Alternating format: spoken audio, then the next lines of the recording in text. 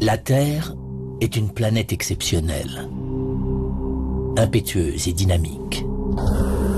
Les plaques continentales se déplacent et entrent en collision. Des volcans font éruption.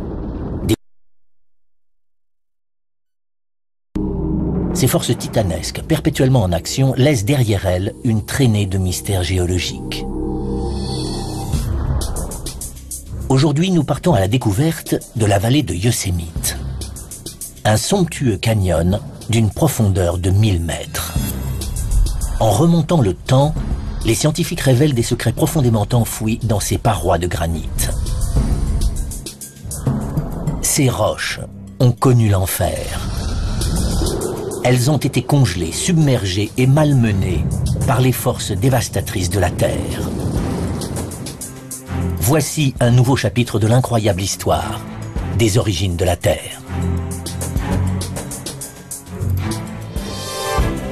Une vallée unique au monde s'étend au pied de l'imposante Sierra Nevada en Californie. Yosemite est un canyon de granit de 11 km de longueur et de 1500 mètres de largeur. C'est une des formations géologiques les plus imposantes de notre planète. Le Half Dome est le sommet emblématique des États-Unis. Les chutes de Yosemite sont les plus longues chutes ininterrompues du continent américain. El Capitan, une des falaises à pic les plus hautes du monde. Les Européens ont découvert cette vallée époustouflante il y a 150 ans seulement. Ces falaises abruptes de granit et ces chutes très élevées étaient de pure merveille pour eux, comme elles le sont pour nous. Yosemite est devenue célèbre, mais la vallée n'a pas encore révélé tous ses mystères.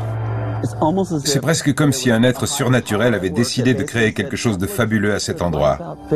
Je vais créer ce canyon ici, je vais l'entourer d'herbes et de chênes, ce sera une merveille. On dirait que rien n'a été laissé au hasard ici. On dirait que ce canyon a été conçu pour subjuguer, pour émerveiller. La configuration exceptionnelle de Yosemite intrigue les scientifiques depuis très longtemps. Quand on découvre un paysage aussi spectaculaire, aussi grandiose, on se pose forcément des questions. Comment ces monolithes de plusieurs centaines de mètres se sont-ils formés? Par quels phénomènes sont-ils apparus? Durant des siècles, les gens ont tenté de répondre à ces questions. L'histoire commence en 1870. Le géologue amateur John Muir explore la région pour trouver une réponse. Fondateur du Sierra Club, il a financé son obsession pour cette vallée en gardant des moutons et en rédigeant des articles sur Yosemite. Il a notamment écrit « Nul temple bâti par l'homme n'est comparable à Yosemite ». John Muir inspecte les moindres détails du canyon pour comprendre comment il a pu se forger en forme de U à fond plat. Il livre une théorie radicale considérée comme fantaisiste par les spécialistes.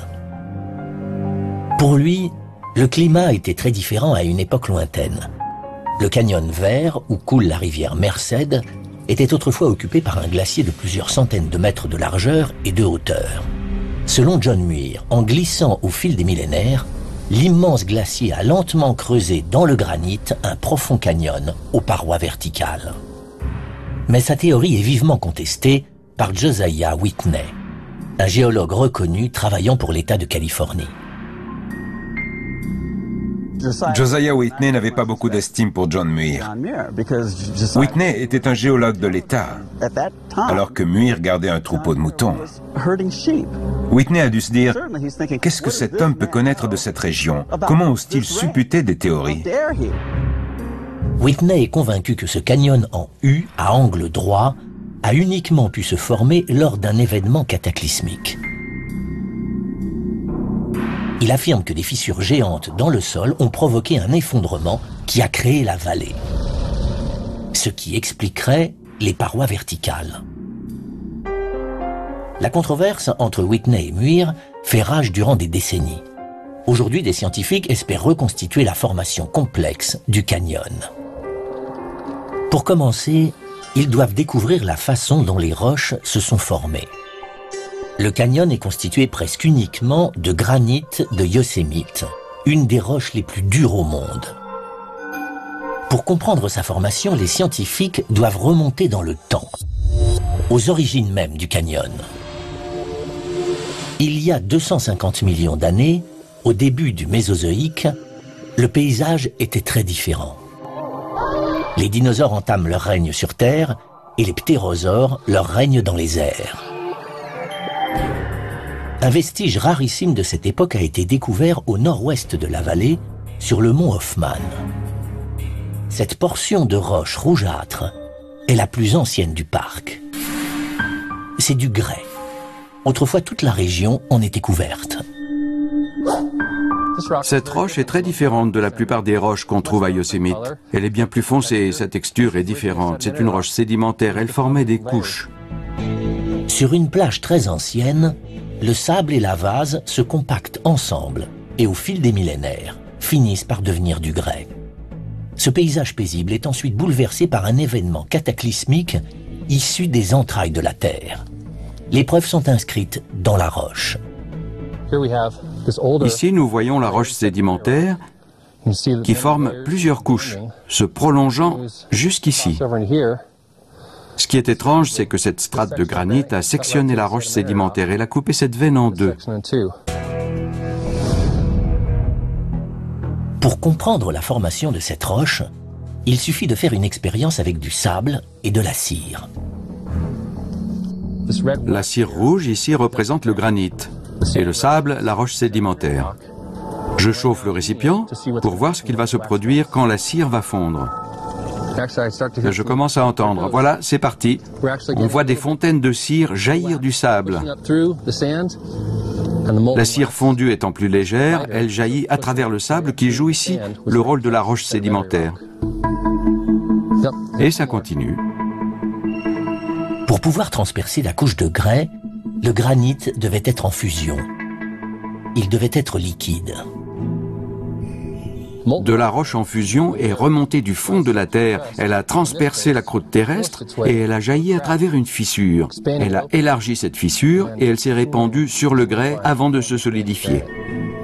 Cette strate de granit révèle aux scientifiques que les falaises de Yosemite étaient à l'origine du granit en fusion atteignant 1000 degrés Celsius. 95% des roches sont en granit. Les cristaux qui y sont incrustés sont relativement grands, ce qui indique que le granit s'est refroidi très lentement. Les scientifiques tiennent un indice sur ce qui a généré toute cette roche en fusion. Leur enquête les conduit sur le mont Gibbs. La couleur de cette montagne située dans le nord du parc est également inhabituelle. La montagne repose sur une couche de granit et est faite d'une roche gris rougeâtre. Bizarrement, cette roche était aussi en fusion à l'origine. Je tiens un fragment de roche du mont Gibbs. Je constate que la plupart des cristaux sont minuscules. J'ai même du mal à les distinguer.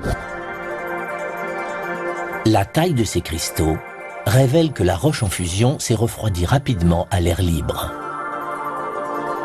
De la roche volcanique en fusion a été projetée à la surface. Il y a 200 millions d'années, des volcans submergent soudain la côte ouest. Les entrailles de la Terre vomissent de la roche en fusion. Durant 100 millions d'années, la lave se déverse à la surface du globe, recouvrant le grès d'une couche de roche volcanique de 3000 mètres d'épaisseur. La couche de lave s'étend sur 650 km le long de la côte. Elle donne naissance à la Sierra Nevada, la chaîne montagneuse la plus spectaculaire d'Amérique du Nord. La région qui deviendra Yosemite se trouve au cœur du nouveau massif. Mais une partie de la lave ne parvient pas jusqu'à la surface de la Terre. Prisonnière sous les montagnes, elle refroidit lentement et donne ainsi naissance à une immense chambre granitique à 3 km de profondeur. Longue de 650 km, large de 100 km et haute de 8 km, cette chambre de granit s'étend sous la crête de la Sierra Nevada. Les gigantesques monolithes de granit de Yosemite ont été forgés dans une chaudière en fusion, 3 km sous la surface de la Terre. Il y a 100 millions d'années, je me serais tenu ici dans une immense chambre magmatique, avec des rochers culminant à des centaines de mètres au-dessus de moi. Les scientifiques étudiant la formation des roches de Yosemite ont découvert Des bandes de granit qui prouvent que les roches de Yosemite étaient à l'origine en fusion.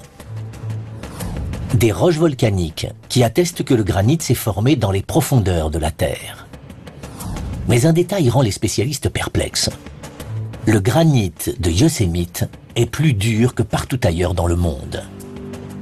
Durant des décennies, ils ont essayé de comprendre pourquoi, alors que la réponse se trouvait devant leurs yeux.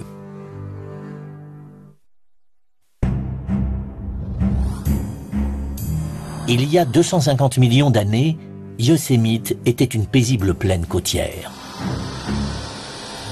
À présent, les recherches se focalisent sur une période située il y a 100 millions d'années.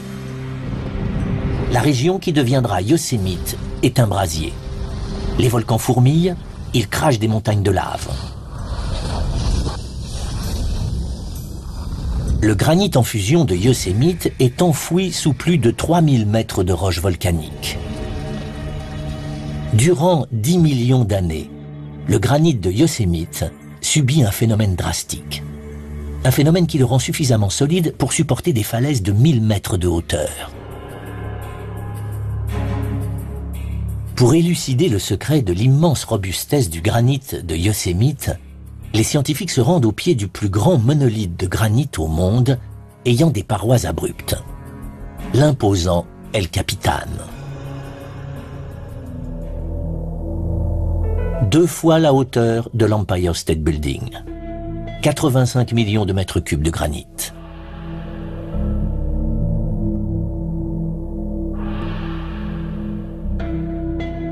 El Capitan est le plus grand monolithe de granit du parc. 1000 mètres de hauteur de pur granit. C'est une des falaises les plus imposantes au monde. Quand je regarde vers le haut, je ressens le besoin de m'accrocher parce que j'ai l'impression que je vais vaciller à cause du vertige. C'est incroyable.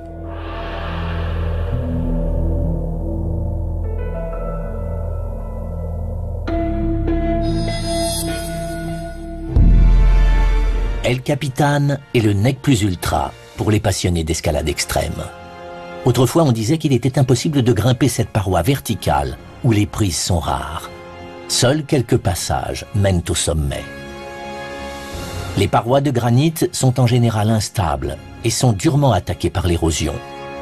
Par quel mystère le granit de Yosemite forme-t-il des falaises aussi élevées?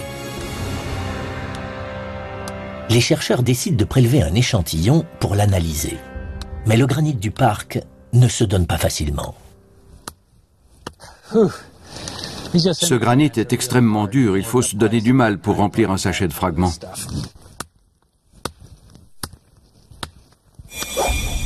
Les fragments contiennent le secret de l'extrême dureté du granit de Yosemite. Enfin.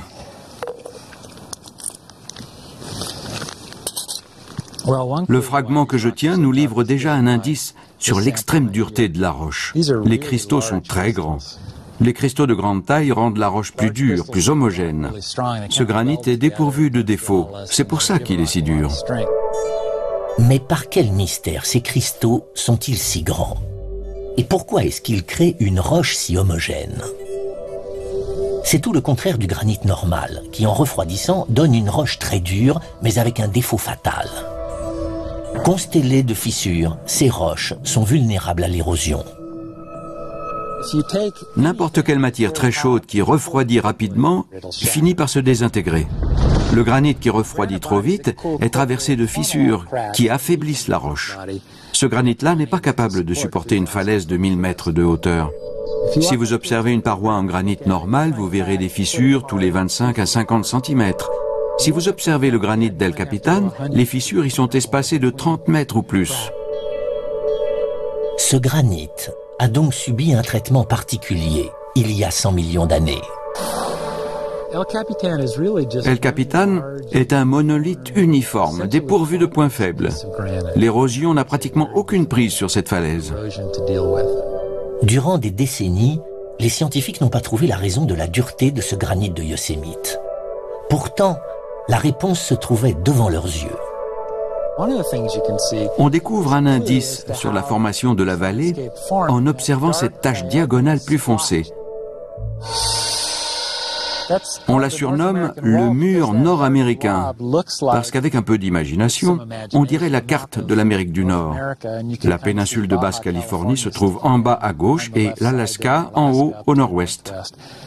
Cette roche est constituée de grains plus fins. Ce granit foncé est plus qu'une carte d'Amérique du Nord. C'est un vestige d'un événement unique qui s'est produit à l'intérieur du granit de Yosemite quand il était profondément enfoui dans la croûte terrestre. C'est une roche granitique plus jeune qui s'est infiltrée dans le corps principal du granit d'El Capitan. Il y a 100 millions d'années, le monolithe de granit refroidit et commence à durcir sous terre. C'est alors que du granit en fusion s'introduit dans une crevasse du monolithe et provoque un réchauffement soudain. Le granit met 10 fois plus de temps à refroidir. De gros cristaux très robustes se forment et comblent les crevasses. Au fil des millénaires, de nouvelles coulées de roches en fusion pénètrent le granit plus ancien qui refond et refroidit. Ce phénomène donne naissance à d'immenses monolithes indestructibles qui culminent à 1000 mètres. L'extrême dureté de ces roches jette une nouvelle lumière sur la controverse entre Whitney et Muir. Whitney prétend que les roches ont cédé et que la vallée s'est effondrée entre deux grandes failles. Selon Muir, la vallée a été creusée par des glaciers. Les deux théories semblent impossibles compte tenu de la dureté du granit de Yosemite. Et pourtant, la vallée profonde existe bel et bien. Comment a-t-elle été creusée ?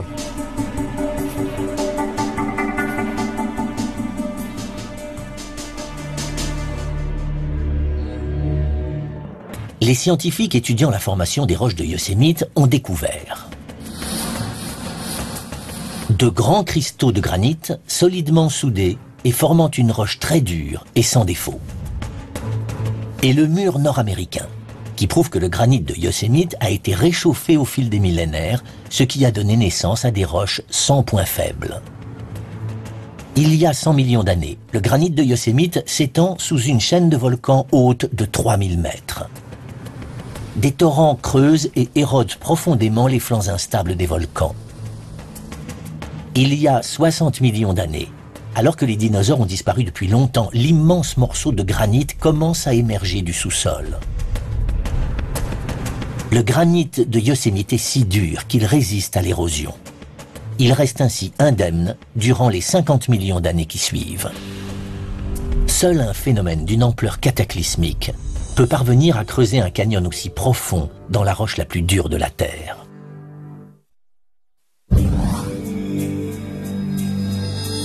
La rivière Merced serpente au fond du canyon de 1000 mètres de profondeur.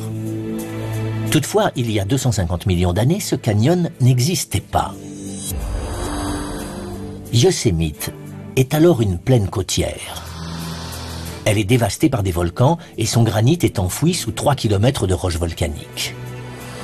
Quand le granit de Yosemite émerge à la surface, c'est une vallée banale traversée par une rivière. Durant 50 millions d'années, le granit résiste aux forces destructrices de l'érosion. Pour résoudre le mystère de la formation de Yosemite, les scientifiques doivent découvrir quel événement a eu lieu il y a 7 millions d'années qui soit capable de sculpter un profond canyon dans la roche la plus dure au monde. Un indice des forces gigantesques qui ont réussi à faire céder le granit de Yosemite se trouve au sommet des montagnes. Des crevasses profondes s'étirent sur des centaines de mètres à travers la roche. Le granit de Yosemite est très dur, mais pas toujours. Je me tiens sur un aileron de roche entre deux profondes crevasses. Ces crevasses traversent le paysage de Yosemite. Elles sont apparues après la formation du granit. Si je regarde leur orientation, elles se dirigent toutes vers le nord-est.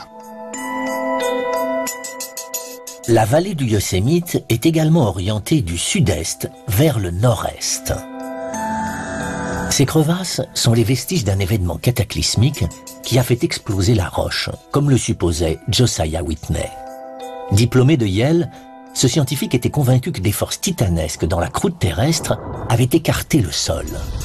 Le terrain situé entre les crevasses d'une ligne de faille gigantesque s'était effondré.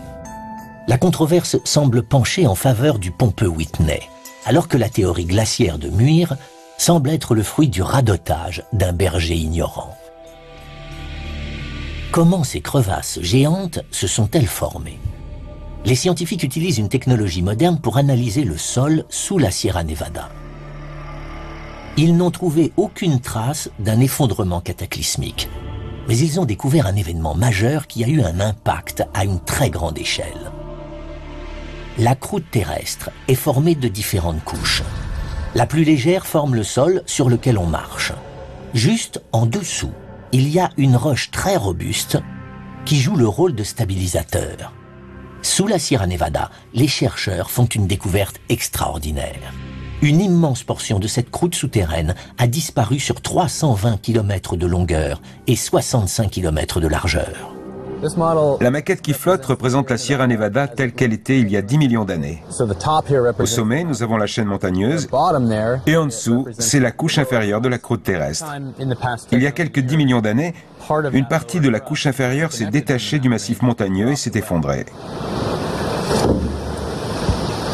Résultat, la Sierra Nevada a basculé. Un côté s'est levé parce que de l'autre, les roches denses en dessous du massif l'ont entraîné vers le bas. Comme la portion qui s'est détachée se trouvait à l'est, la chaîne montagneuse s'est mise à pencher vers l'ouest. Il y a 7 millions d'années, soudain, un immense fragment de la croûte inférieure se détache. Le massif montagneux se brise net et un côté bascule. Et voici la force qui a été capable de faire céder le granit extrêmement dur de Yosemite. Alors que la chaîne montagneuse se fracture, la pression gigantesque provoque des cassures sur toute la longueur du massif. Mais comment cet événement a-t-il pu donner naissance à un canyon de 1000 mètres de profondeur? Les scientifiques présument qu'une autre force a attaqué le granit devenu vulnérable. Ils se mettent en quête du complice. Ils le trouvent à El Portal, situé à 8 km en aval de Yosemite. Des rapides. Ici, la rivière Merced se transforme en un furieux torrent. Au plus fort de son débit, 30 mètres cubes d'eau déferlent chaque seconde par ce goulot. Les eaux en furie provoquent de violents tourbillons.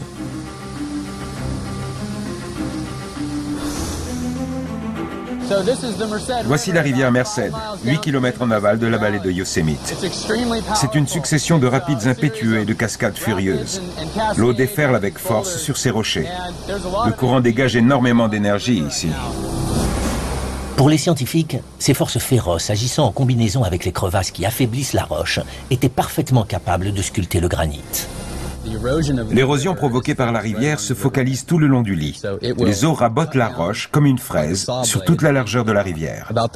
Ce faisant, la rivière creuse de plus en plus le lit de la rivière et approfondit ainsi les parois de la vallée. Ces parois deviennent instables. Elles se détachent et glissent dans la rivière. Les eaux emportent tout sur leur passage et on obtient la vallée en forme de V. Selon les scientifiques, si la rivière Merced a créé cette profonde vallée en forme de V, elle a parfaitement pu sculpter la profonde vallée de Yosemite.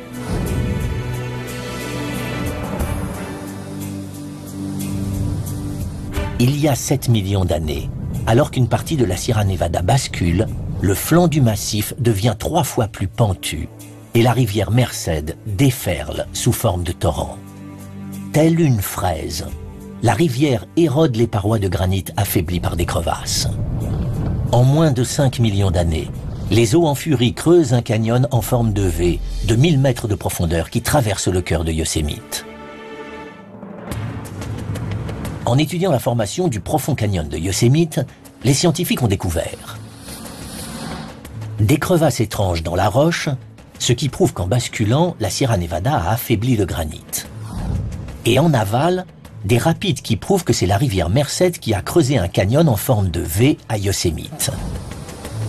Mais une énigme n'est pas résolue. La forme en U à fond plat du canyon de Yosemite.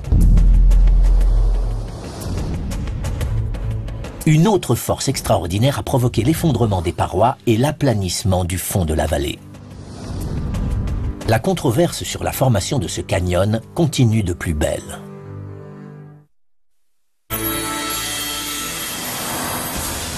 L'histoire de Yosemite a été des plus mouvementées. Il y a 200 millions d'années, cette plaine côtière est défigurée par des volcans. Il y a 7 millions d'années, la rivière Merced sculpte la vallée de Yosemite en lui conférant une forme en V. Durant 4 millions d'années, la rivière coule dans ce canyon étroit. Soudain, Yosemite subit une nouvelle mutation profonde. Il y a 2,5 millions d'années, alors que nos ancêtres commencent à évoluer en Afrique, la vallée en V a commencé à prendre sa forme actuelle, avec un fond plat et des parois verticales en granit pur de chaque côté. C'est durant cette extraordinaire formation rocheuse que le rocher le plus emblématique des États-Unis voit le jour, le Half Dome. L'aspect de cette merveille de la nature intrigue depuis des siècles. Ce gigantesque dôme en granit d'un volume de 85 millions de mètres cubes pourrait contenir 1000 stades de football. Sa face nord-ouest est une falaise à pic de 600 mètres de hauteur. En 1870, le géologue amateur John Muir émet une théorie radicale sur la formation du Half Dome et du canyon de Yosemite. Il est persuadé que des millénaires auparavant, la température mondiale s'est effondrée et que la vallée était couverte de glace. Une chose me semble essentielle concernant John Muir, c'est qu'il n'a pas produit sa théorie du jour au lendemain. Il randonnait en forêt, il la sillonnait en tous sens, il allait au sommet des montagnes. Et ce faisant, il écoutait et observait, il humait et touchait, il apprenait mot à mot le langage de Yosemite. John Muir savait que des recherches dans les Alpes avaient démontré la faculté des glaciers à creuser des roches dures. En glissant vers la vallée, ces immenses langues de glace exercent sur les parois de la vallée une pression au mètre carré équivalente au poids de 250 camions. En arrachant de gros fragments de roches, les glaciers forgent des parois de plus en plus verticales. Le plus souvent, les glaciers transforment en U les vallées qui sont en forme de V. L'érosion se concentre sur les parois de la vallée plutôt que sur le fond de la vallée. Une fois la vallée en forme de U, le glacier accentue encore l'érosion. John Muir sait qu'en glissant, un glacier polit les parois rocheuses avec les fragments de roche qu'il traîne à sa base. Quand ils disparaissent, les glaciers laissent derrière eux une vallée en forme de U, ainsi que des rayures typiques. John Muir est convaincu que la vallée de Yosemite a été traversée autrefois par des glaciers. Il sillonne de long en large Yosemite en quête de rayures et finit par en trouver sur une roche de 2 mètres carrés, située à 10 mètres au-dessus du fond de la vallée. Le granit est couvert de rayures à sa surface. Chacune de ces rayures est associée à une roche prisonnière à la base du glacier. J'imagine que pour John Muir, ces rayures sont la preuve irréfutable de la présence d'un glacier dans la vallée. Si la vallée a été façonnée par un glacier, pourquoi les falaises ne sont-elles pas couvertes de millions de rayures? Si John Muir a raison, voici ce qui s'est produit. Il y a 2,5 millions d'années, la température chute soudain. La vallée de Yosemite est envahie par un glacier gigantesque. Seuls les plus hauts sommets émergent au-dessus de la langue de glace. Durant des millénaires, le glacier érode les parois de granit. Il isole aussi un sommet qui deviendra le célèbre Half Dome. Quand le glacier disparaît, il laisse quantité de saillies d'une stabilité précaire. La face instable s'écrase au fond de la vallée.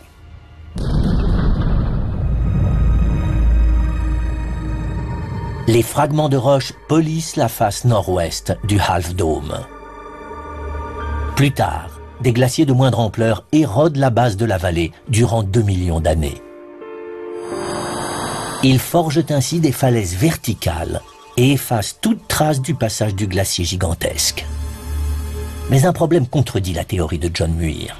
Et son ennemi, le géologue Josiah Whitney, en profite pour enfoncer le clou. Si un glacier avait forgé la vallée de Yosemite, pourquoi le fond est-il tout plat et pas concave, comme dans les vallées glaciaires classiques? Josiah Whitney démolit la théorie de John Muir en déclarant que cette vallée en U, au fond plat, peut uniquement avoir été formée par un effondrement du terrain. Selon l'hypothèse de Whitney, la vallée n'aurait pas été creusée par un glacier. Elle était le résultat d'une faille. Les parois de la vallée étaient les bords d'une faille et la partie centrale s'était effondrée. Dans la théorie de Whitney, le fond de la vallée est en fait le sommet du bloc qui s'est effondré. Pour résoudre le mystère du fond plat de la vallée de Yosemite, les scientifiques étudient le sol de la vallée. Dans les sédiments prélevés sur la berge, il y a du sable ou grains grossiers, des cailloux et du sable fin. Ce sont des sédiments que la rivière actuelle peut charrier. En revanche, le dépôt à mes pieds, c'est du sable très fin. Des sédiments aux grains fins sont facilement charriés par une rivière. Mais quand la rivière atteint des eaux stagnantes, elle ralentit et laisse tomber tout ce qu'elle transporte. Ce type de sédiment est typique de ceux qu'on trouve au fond d'un lac. Les scientifiques ont trouvé des sédiments similaires dans toute la vallée de Yosemite. C'est la preuve qu'il y a 10 000 ans, la vallée était submergée par un lac. Il s'étirait sur 8 km dans le canyon. Mais comment ce lac s'est-il formé? Les scientifiques ont parcouru toute la vallée en quête d'indices. Au pied d'El Capitan, à l'extrémité du canyon, ils sont tombés sur une élévation d'apparence anodine. Il s'agit en fait d'un indice majeur sur la formation du lac et de la vallée de Yosemite. Cette surélévation est constituée de roches inhabituelles et forme un arc entre les deux parois de la vallée. Comme cette élévation en forme d'arc se trouve au pied d'El Capitan, on pourrait penser qu'elle est le résultat d'une chute de roche. Mais quand on y regarde de plus près, ce n'est pas du tout le cas. Ici, nous avons des roches qui proviennent de 3 endroits différents. Cette roche rose vient d'une zone de la vallée. Ce granit gris vient d'un autre endroit. Cette roche-ci contient du feldspath, qui est associé avec les sommets en granit de type cathédrale. La disparité des roches à cet endroit signifie que ce monticule n'est pas le résultat de l'effondrement soudain des falaises. Il est le fruit d'un autre événement tout aussi imposant. Il s'agit d'une moraine, c'est-à-dire des restes d'un glacier qui remplissait la vallée. C'est la preuve irréfutable que John Muir a cherché en vain.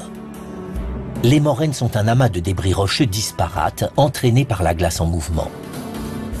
Les débris rocheux ont parcouru plusieurs kilomètres et se sont agglutinés sur le front du glacier. Cette crête permet aussi aux scientifiques de résoudre le mystère de la formation du lac et du fond plat de la vallée. Ce n'était pas une simple moraine, c'était un barrage géant.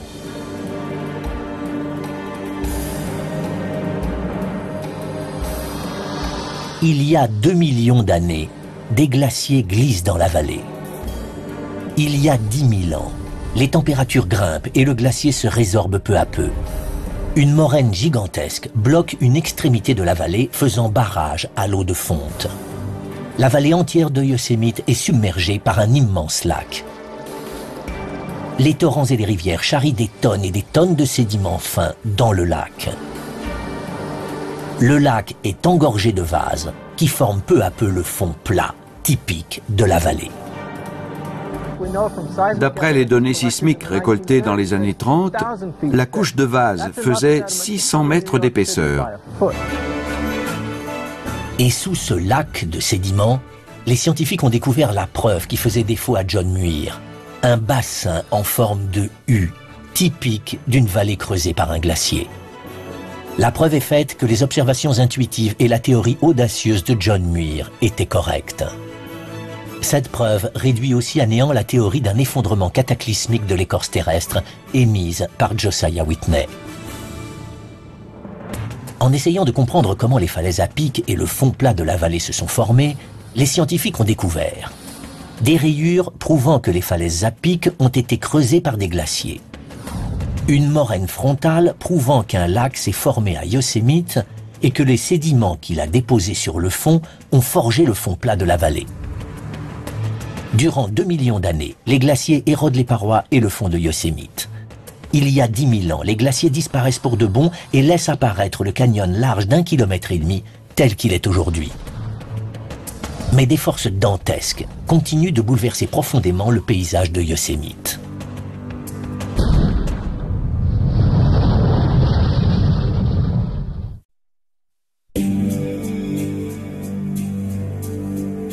La vallée de Yosemite a été sculptée par des eaux torrentielles et d'immenses langues de glace. Mais aujourd'hui, une force cachée continue de façonner ce paysage somptueux. Le 10 juillet 1996, à 18h52, un immense fragment de falaise s'effondre à Yosemite. En quelques minutes, la vallée est enveloppée par un épais nuage de poussière. Happy Isles, le sentier le plus emprunté du parc, est dévasté. Yosemite est en état d'urgence. Quand je suis arrivé sur place, les dégâts étaient considérables. Il y avait un tas d'arbres couchés, il y avait plein d'ambulances. C'était le chaos total. Les gens couraient dans tous les sens en hurlant. On aurait dit qu'une bombe venait d'exploser dans le parc. Un bloc de 80 000 tonnes s'est détaché de la face de cette falaise. Une roche pesant l'équivalent de 1500 camions s'est effondrée. Sa désintégration a généré un souffle. Aussi violent qu'une tornade, le souffle arrache des arbres jusqu'à 800 mètres de la zone d'impact. Certains jours, ce sentier est emprunté par 3000 randonneurs. On ne savait donc pas combien de gens étaient prisonniers sous les arbres. Malheureusement, un jeune homme a été tué par la chute d'un pin. Et une jeune femme écrasée par un arbre est restée paralysée. Une force mystérieuse agit en permanence à Yosemite. Les couches de surface des parois en granit extra dur se décomposent sous forme de feuilles. Toutes les semaines, un bloc de cette taille s'effondre quelque part dans le parc. Le parc national de Yosemite accueille chaque année 4 millions de visiteurs qui courent un danger mortel en frôlant ces falaises instables.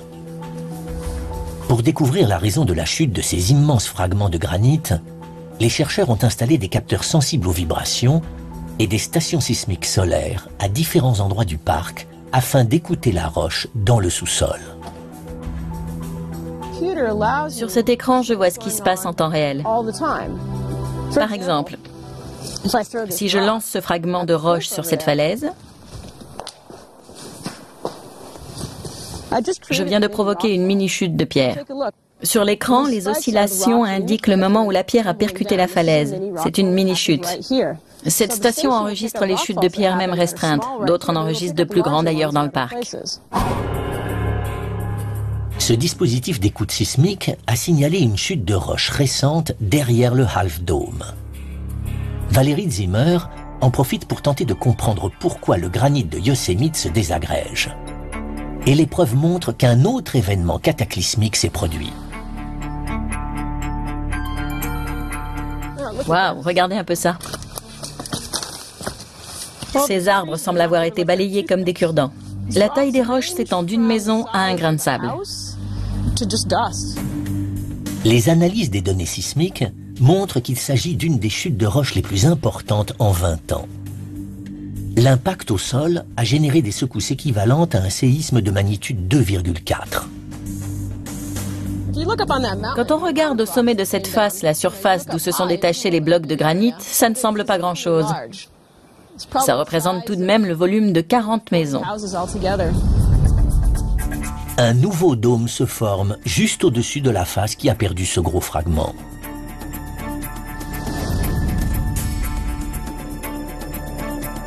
les dômes mystérieux se forment partout dans la vallée, le plus célèbre étant Half Dome. Des glaciers ont façonné sa paroi verticale. Mais comment le dôme a-t-il été sculpté?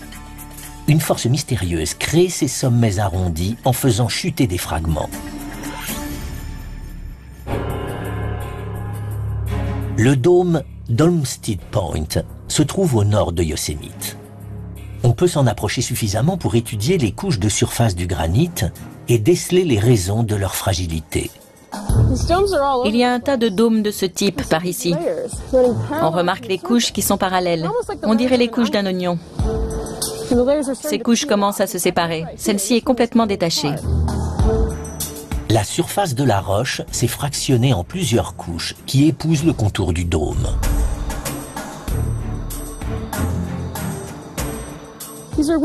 Il y a des défauts dans la roche. Il est évident qu'une sorte de force rend le granit friable et que ce dernier finit par se détacher comme les couches d'un oignon.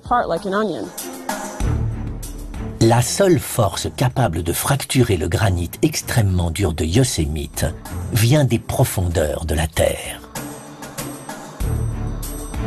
Il y a 100 millions d'années, le granit de Yosemite commence à se former. Écrasé par 3000 mètres de roches volcaniques, il est comprimé dans toutes les directions. Au cours des 40 millions d'années qui suivent, la couche volcanique est éliminée par l'érosion. L'immense pression vers le bas ayant disparu, les forces titanesques sont déséquilibrées. Le granit de Yosemite encaisse de plein fouet la poussée venant des profondeurs de la croûte terrestre. Le granit est toujours comprimé sur les côtés et par en dessous, mais sa surface est libre de toute pression. Du coup, le granit se bombe parallèlement à la surface du sol. Sous l'immense pression venue du bas, la surface de granit se fracture sous forme de couches qui se détachent comme les couches d'un oignon. Quand le sommet de ces montagnes s'effondre, il reste un dôme. Mais les sommets ne sont pas les seuls affectés par cette pression. Les falaises aussi. Ces fractures apparaissent également sur les surfaces verticales, comme celles des falaises. Ces fractures descendent tout le long des falaises et provoquent des glissements de roches. C'est un des facteurs majeurs des chutes de roches à Yosemite. Les chutes spectaculaires de roches à Yosemite sont un héritage de leur formation sous terre il y a 100 millions d'années. La libération graduelle de cette pression contenue dans les profondeurs a donné naissance à un paysage unique et dynamique. La chute de roche est un processus naturel. Il fait partie de l'évolution constante du parc de Yosemite. Ça m'agace toujours quand les gens me disent « Qu'allez-vous faire pour empêcher les chutes de roche ?» Ce phénomène nous rappelle que le parc est un endroit sauvage et qu'on ne peut rien faire, qu'on ne doit rien faire pour stopper les chutes de pierre. Elles continueront bien longtemps après ma mort. Durant 150 ans, les scientifiques ont tenté de comprendre comment la vallée de Yosemite s'est formée. Ils ont découvert des roches volcaniques, prouvant que le granit a refroidi dans les profondeurs de la Terre. De grands cristaux qui montrent que le granit de Yosemite a refroidi lentement, ce qui lui a conféré une dureté exceptionnelle. Des rapides en aval qui prouvent que la rivière Merced a creusé un profond canyon en forme de V. Et des roches charriées par un glacier. Une preuve irréfutable que la glace a sculpté les falaises à pic et a aplani le fond de la vallée.